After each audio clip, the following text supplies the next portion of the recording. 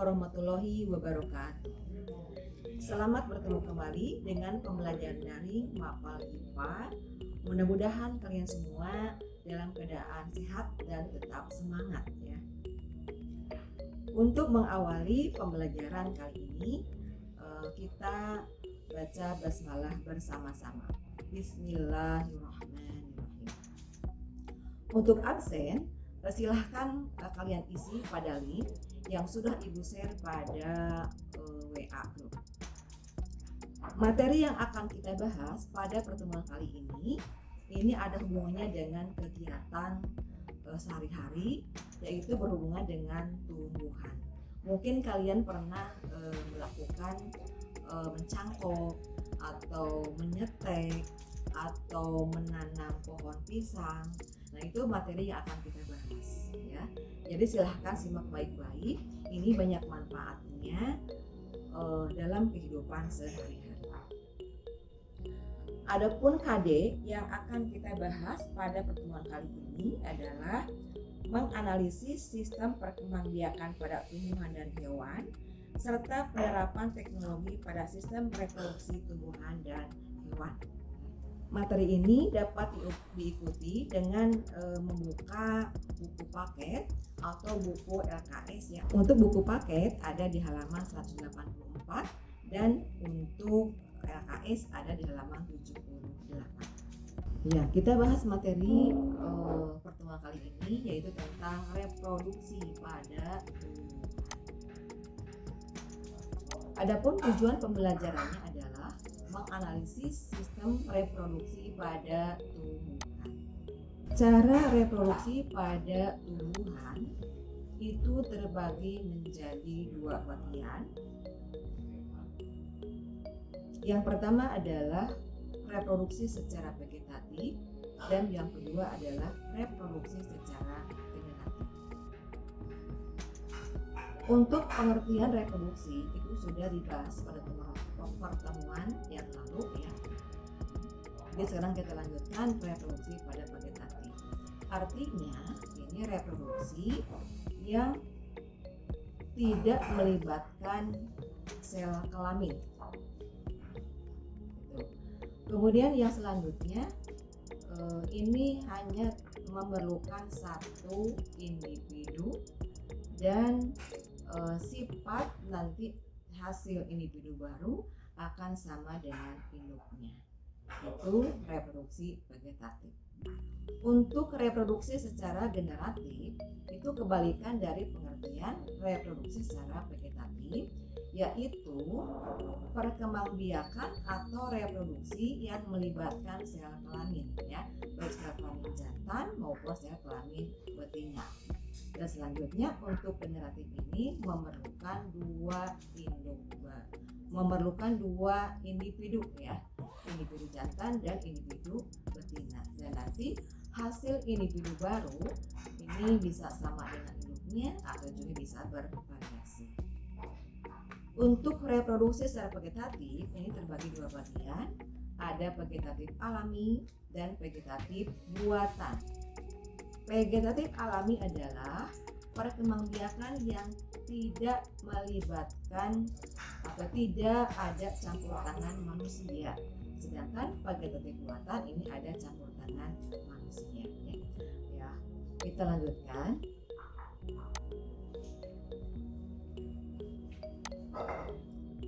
Reproduksi secara alami ya. Ini terbagi menjadi beberapa bagian. Yang pertama ada pertunasan. Yang kedua ada tunas adventif. 3 akar tinggal, rizoma atau rimpang. 4 umbi batang. 5 umbi lapis. 6 umbi akar. Dan yang ketujuh adalah stolon. Ini reproduksi secara vegetatif alami ya. Kita bahas satu-satu. Yang pertama adalah pertunasan atau makhluk hidup yang berkembang biak dengan tunas ya. Salah satu contohnya Ibu beri gambar, ini adalah gambar pohon pisang. Jadi pohon pisang yang sudah dewasa ini nanti akan berkembang biak. Dari mana berkembang biaknya? Dari bagian batang sebelah bawah ini nanti akan muncul tunas. Nah, seperti ini. Nah, nanti tunas ini bisa dipindahkan menjadi individu baru. Nah, bagaimana sifat individu baru ini? Sifatnya akan sama dengan induknya. Ya. Selain pohon pisang, coba kalian sebutkan tumbuhan yang berkembang biak dengan pertunasan. Banyak ya, misalkan bambu ataupun apa namanya, silahkan kalian cari. Yang selanjutnya adalah tunas adventif. Kalau tadi tunas pertunasan, yang kedua tunas adventif. Salah satu contoh tumbuhan yang berkembang biak dengan tunas adventif adalah cocor bebek. Ini gambarnya. Cocor bebek termasuk ke dalam tanaman hias. Pada daun tanaman cocor bebek, ini di bagian pinggirnya itu ada lekuk-lekukan. Ini namanya adalah mata tunas. Tunas ini muncul dari bagian mata tunas, dan dari mata tunas akan tumbuh tunas. Namanya adalah tunas adventif. Ya. Apa bedanya perkembangbiakan dengan tunas dan tunas adventif? Ya. Kalau tunas tadi munculnya tunas ini dari bagian batang atau dari ketiak daun. Sedangkan untuk tunas adventif munculnya tunas tadi dari apa? Dari bagian pinggir daun atau ujung daun, ya. Itu bedanya. Slide selanjutnya adalah rizoma atau akar tinggal tadi ya, atau limpang. Salah satu tumbuhan yang berkembang biak dengan rizoma adalah jahe. Banyak di kita jahe ini. Nah, kalau kita mau menanam jahe, apa yang coba?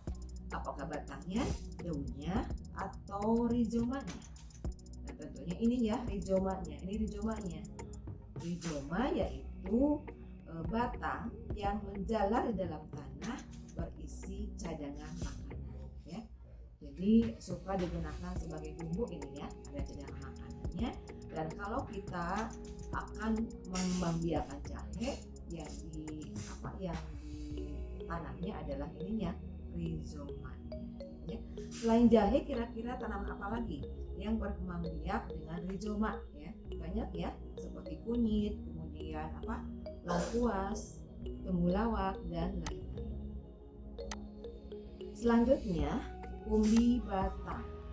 Nah, salah satu contoh tumbuhan yang berkembang biak dengan umbi batang adalah kentang. Ini umbi kentang.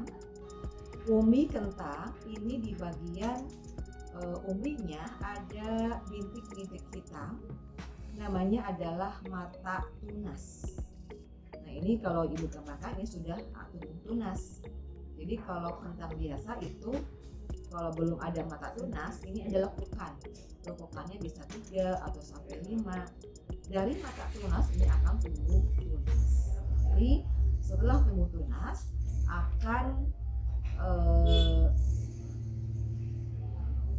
dipotong menjadi beberapa bagian sesuai dengan jumlah mata tunas. Kalau ini ada 3 mata tunas, jadi kita bisa tanam menjadi 3 individu baru.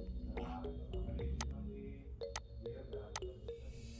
Untuk selanjutnya adalah umbi lapis. Salah satu contoh tumbuhan yang berkembang biak dengan umbi lapis adalah bawang merah. Ini gambar bawang merah. Ada akarnya serabut. Di atas akar ada batang atau disebut dengan cakram. Kemudian di atas batang ada kuncup ini ya. Nah, kemudian daunnya ini adalah berlapis-lapis. Jadi untuk bawang merah ini berkembang biak dengan umbi lapis. Selain bawang merah, ya, kira-kira apa lagi tumbuhan yang berkembang biak dengan umbi lapis? Ya, semua bawang-bawangan ini berkembang biak dengan umbi lapis seperti bawang merah, bawang bombay, bawang daun, dan lain-lain. Untuk selanjutnya adalah umbi akar. Salah satu contoh tumbuhan yang berkembang biak dengan umbi akar adalah wortel. Ini wortel. Nah, wortel di sini di bagian umbinya tidak ada mata tunas seperti pada kentang tadi ya. Untuk wortel mata tunasnya hanya ada satu, yaitu di atas bagian ujung batang di sini. Jadi nanti kalau kita menanam wortel, munculnya tunas dari sini, dari ujung tanaman ini ya. Jadi dari satu wortel akan tumbuh satu individu baru ya. Beda dengan yang kentang tadi. Kalau yang kentang, nah ini dari satu kentang akan tumbuh menjadi beberapa individu baru sesuai dengan jumlah mata tunasnya. Karena di sekitar bagian uli itu banyak mata tunas. Ya.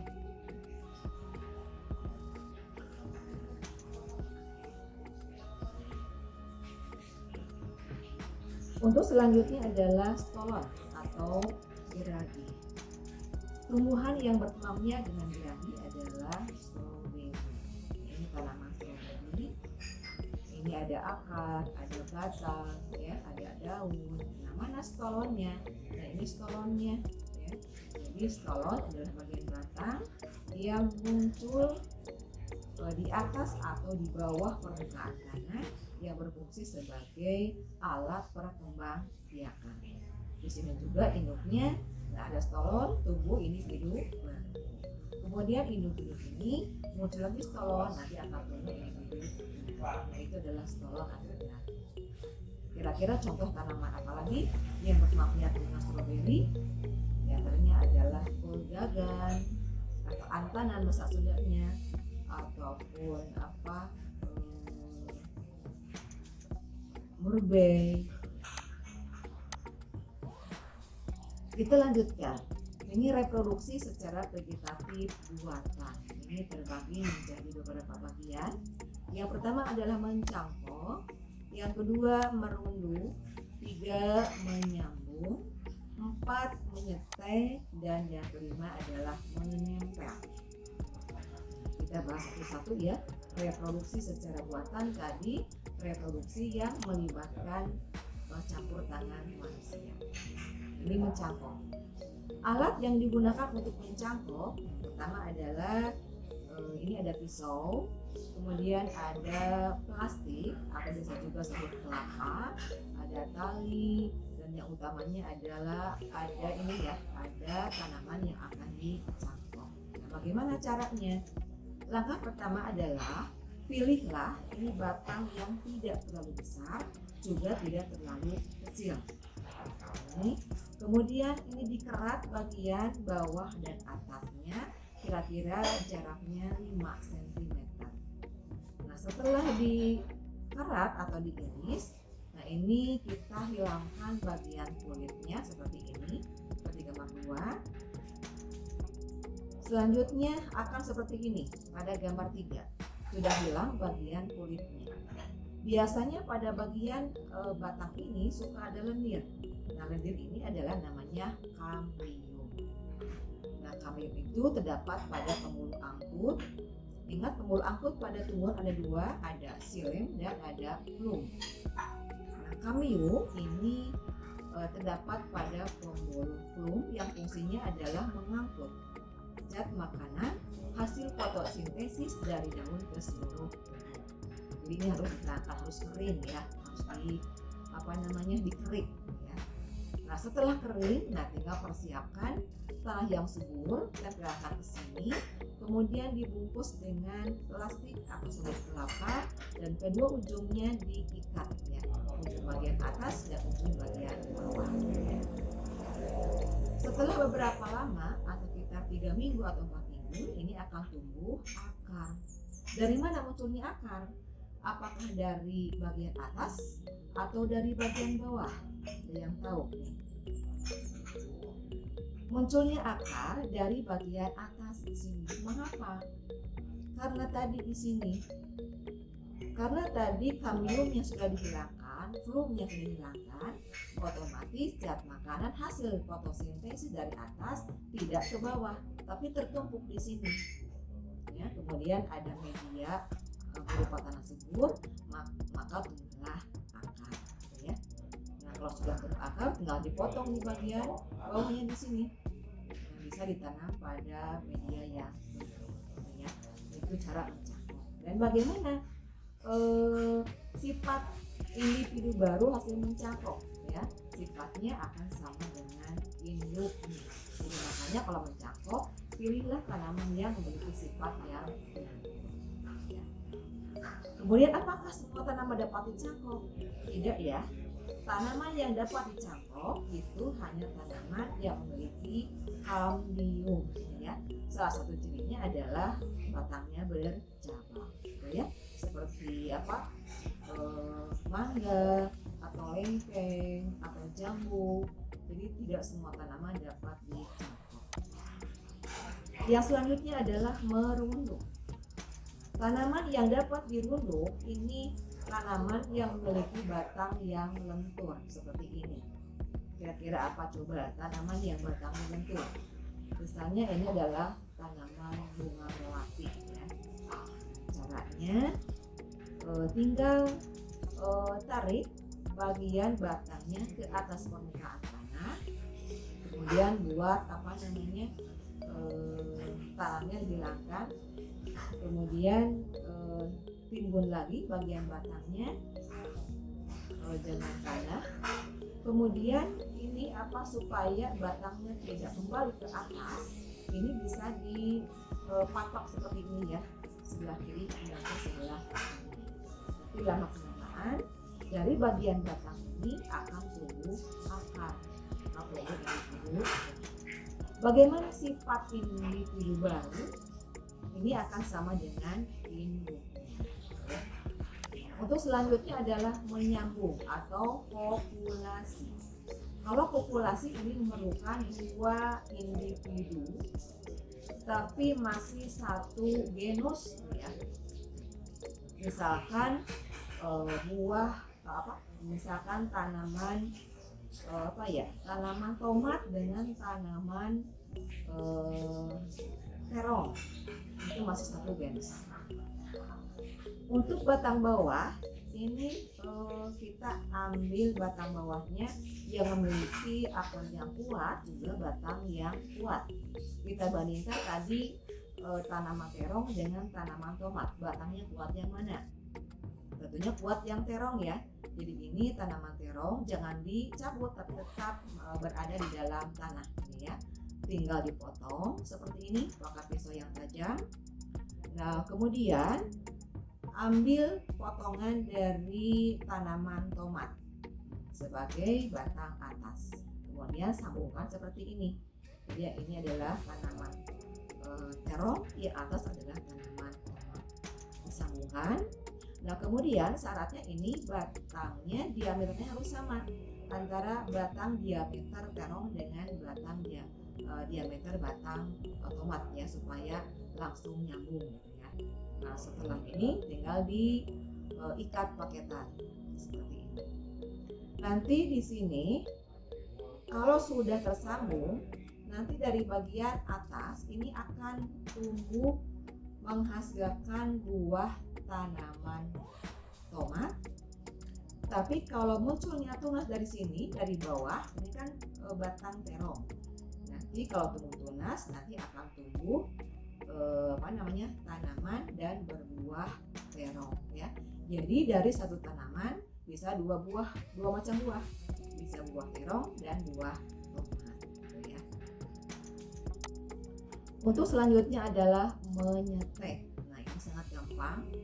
Stek ini terbagi menjadi 3 macam. Ada stek akar, stek batang, dan stek daun ya. Ibu contohkan ini stek batang. Jadi batangnya tinggal dipotong-potong seperti ini, kemudian tanam pada media tanah. Nah, nanti akan tumbuh akar dan tumbuh daun. Nah, bagaimana sifat individu baru? Nah, sifatnya akan sama dengan ini. Yang selanjutnya adalah menempel atau ovulasi.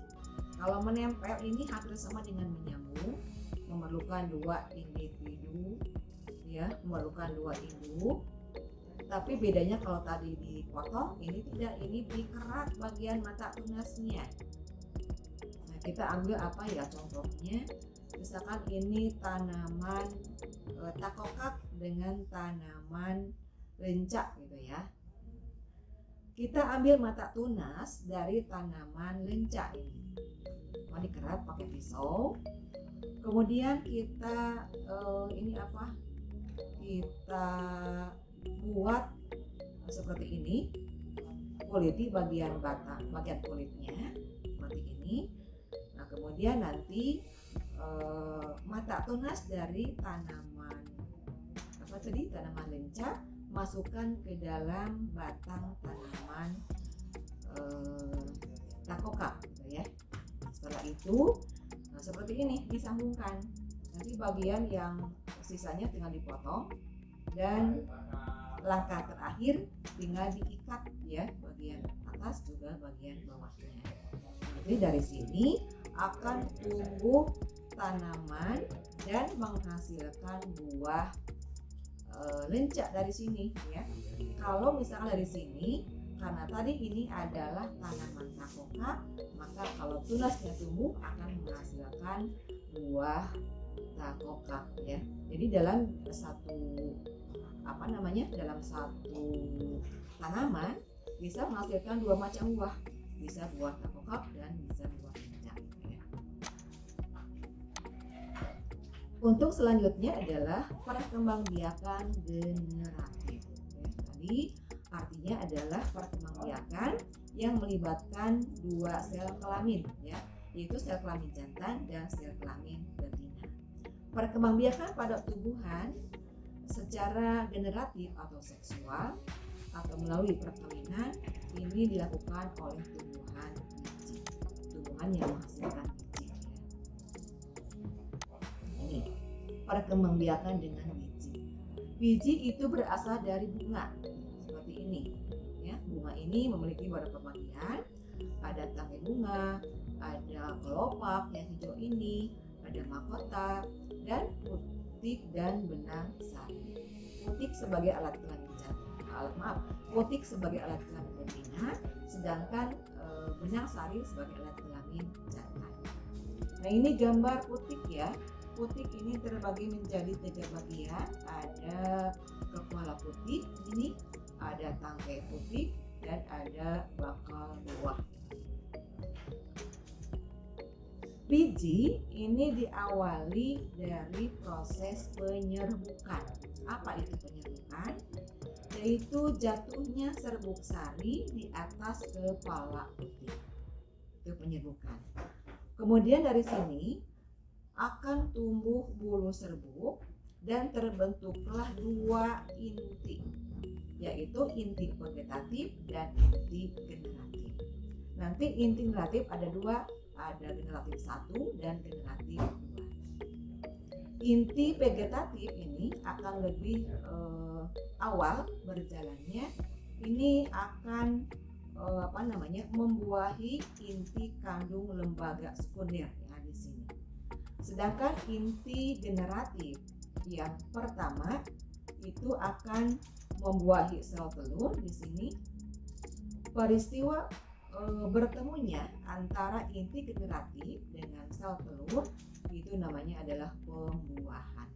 Jadi pembuahan atau fertilisasi adalah peristiwa bertemunya sel kelamin jantan ini dan sel kelamin betina yang akan menghasilkan zigot dan tumbuh menjadi embrio atau biji. Dan untuk inti generatif yang kedua ini tadi itu akan membuahi inti kandung lembaga sekunder yang nanti akan menjadi endosperm atau daging buah. Jadi dalam pembuahan pada tumbuhan biji itu ada ganda atau 2. Jadi ada pembuahan yang pertama yaitu membuahi sel telur, dan pembuahan yang kedua adalah membuahi inti kandung lembaga sekunder.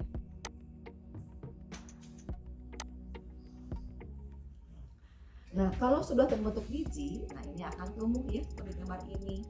Ini biji, ini akan tumbuh. Awalnya ini tergantung pada proses imbibisi atau peristiwa penyerapan air dalam tanah. Nih, munculnya akar ini pertama muncul adalah bagian akar ya, atau radikula di sini. Kemudian setelah muncul akar akan muncul koleoptil. Kalau sudah terbentuk biji seperti ini, nanti biji akan tumbuh ya, tergantung pada proses inhibisi, yaitu proses penyerapan air oleh biji. Yang pertama muncul adalah bagian bakal akar atau radikula seperti ini ya. Nah, kemudian pada tanaman ini tanaman which ya, hipokotil itu akan tumbuh mendorong epikotil dan kotiledon ke atas permukaan tanah.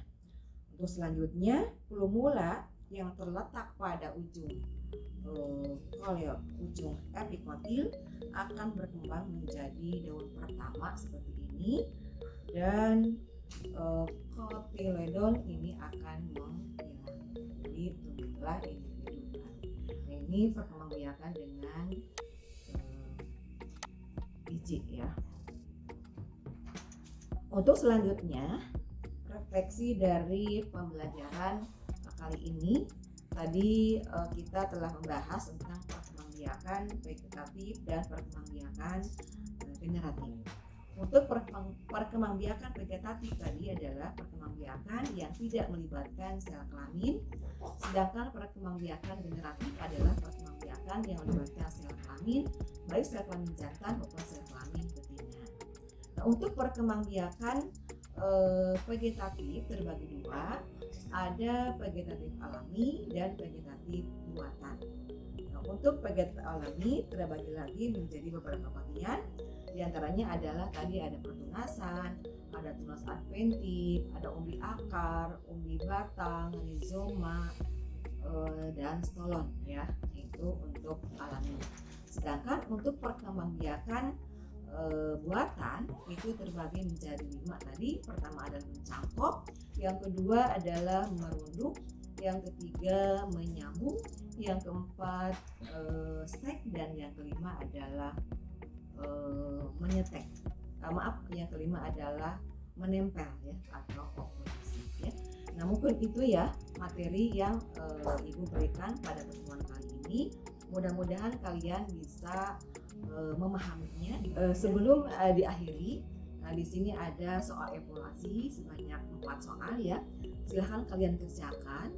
Nanti jawabannya kirimkan, bisa di lewat link ataupun bisa lewat WA Japri gitu ya. Ibu tunggu.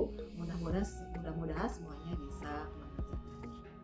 Mungkin itu ya materi kali ini yang Ibu bisa sampaikan. Mudah-mudahan bermanfaat. Assalamualaikum warahmatullahi wabarakatuh.